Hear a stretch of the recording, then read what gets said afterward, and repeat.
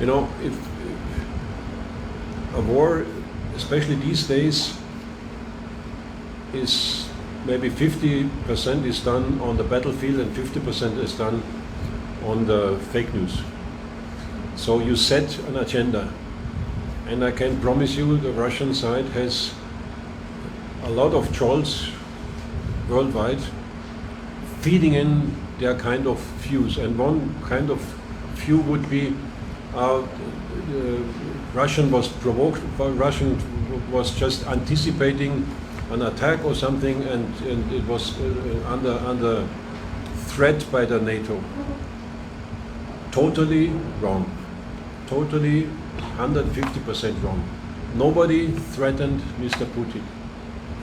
The NATO is a voluntary defense alliance which has no target to attack anyone. And the free membership and Georgia and Ukraine were never on the agenda to be members of the NATO, because there were internal disputes.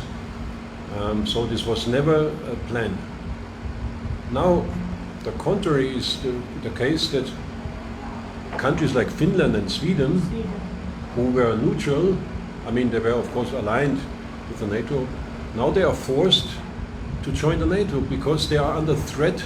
They see what threat can happen through the Russians. If Putin wouldn't have invaded, Sweden and Finland would never have this idea, because who would have thought that Putin is invading?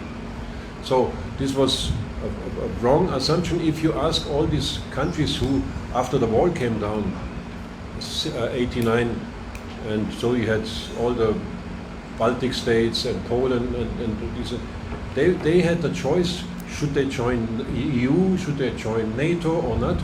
And they wanted to join NATO because they wanted to have a protection against Russia. It's not to fight against Russia, to have a protection against Russia, because they thought, who knows, and in the end they were right. Who knows, maybe one day the Russians will have the idea to invade us, so we need a kind of defense protection here. And they were right in the end.